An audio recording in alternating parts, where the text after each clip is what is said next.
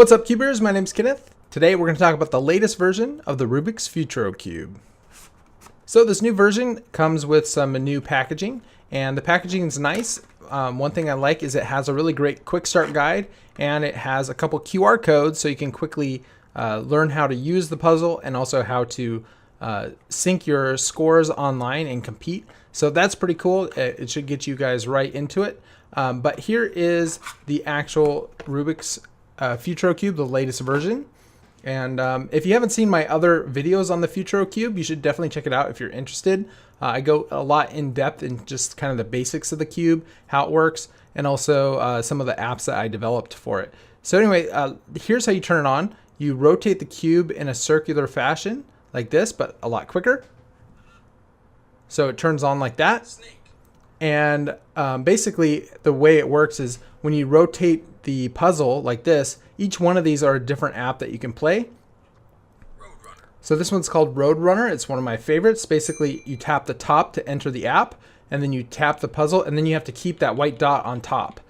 And so you go like that, and if you don't keep it on top, it starts going faster and faster, and then eventually it will run into a wall, and it will tell you what your score is.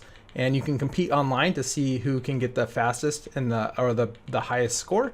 And it's a really fun and cool game. And so this is only one of 14 games that come preloaded on the Futurocube. Whoa, I'm doing really well. Oops, I ran into a wall. So anyway, that's how this one works. If you go into that circular motion again, it goes back into the menu, and you can select a different puzzle. And so they even have one here. It's called Cubris, and basically it's a version of Tetris. And you can move the piece around, and when you tap on the top, it places it on the top, and then you get another piece. And these are simple pieces. Here's a harder piece. If you tap on the side, it rotates that, and you can place it somewhere. We'll place it there. And eventually what happens is it gets harder to place pieces. If you fill up a whole side, then that whole side disappears. So that's how this one works. And eventually it will be hard to fill up, and the piece will be stuck here on the top. And if that happens, you lose. That's the basics of kind of how the Rubik's Futurocube works. So the next I want to talk about what makes this new version different from the old version. The only real difference of this latest version versus the Futuro 2.0 is this one has a different plastic that's more transparent, and so the LEDs are much brighter. To my vision here, it looks much better than the old version, but unfortunately the camera just doesn't do it justice, and that's because the camera doesn't have a good enough dynamic range. Like when I look at this is pure blue to me, but the camera, it's the highlight is too bright, and so it's clipping, and all you guys see is white. And same with even in the middle of this one here. And this one is much brighter than that one, but the camera is just losing those highlights, and so it just doesn't do it justice. But visually, this one looks a lot better, and the LEDs, they look more 3D, more so than this one. These ones look just flatter, like they were painted onto the cube, or these ones look like they're kind of floating inside the cube, which I think looks a lot better, and it's brighter, so you'll be able to see it a lot better outside in the daylight as well. So anyway, I think it's a huge improvement. It's unfortunately, like I said, the camera's just not doing it justice. So one cool thing about the Rubik's Futurocube is they keep improving the cube. They keep improving the firmware, and there's a new version of the firmware that just was released, and it's 8.0. And probably the coolest thing about this version is now more games will track your high score, and you can upload that to their website, and you can compete now on a couple more games. So let me show you some of those games.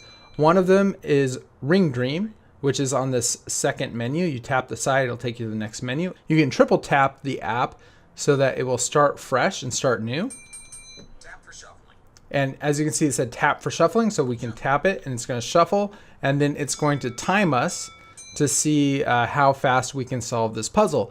And basically what happens is as I move the cube around, it's highlighting different rings. So there's a ring around here, and if I turn it just a little bit, now there's a ring around these edges. And when I leave it on a ring and I tap it, that ring will rotate all the colors once clockwise. So this red one will come down here, the light blue will come down here, the dark blue will go over here. So let's just do it. We can see it rotated it. I can keep rotating it like this and by tapping it. And then you can select an edge ring. So now we have this edge ring, including this piece down here. And when I tap it, this green one will come here, this purple one will come up here, like that. And so it rotates like that, and you have to solve the puzzle. And it's not too difficult. It's kind of the same difficulty of a really large 15 puzzle. You can compete with me and anyone else who has this puzzle by uploading your scores to Futurocube's website. And that's really cool. So the next app that was updated so that you can now share your scores and compete online is this one, and it's called Gravity Challenge. And if you triple tap, it'll reset the game. So here's my challenge, and the challenge is you want to group all of the same colors together without touching any other color. So I want to get all the blues together, all these yellows together, and all the pinks together. And once I've done that, then I will win. And the way you move it around is whatever side is on top, whatever way you lean the puzzle, the pieces, when you tap the side, will move down as long as there's no piece in its way. So right now the only pieces on the top side are the blue and the yellow. And depending on how I hold it, if I tap the side, they'll both move down like that. Then the other thing the pieces will do is they will come off the side. So if we come to here, I can now tap it again, and this yellow one will come off the side like that. So anyway, that's the Gravity Challenge. It's a cool little game. And yeah, it's a cool puzzle.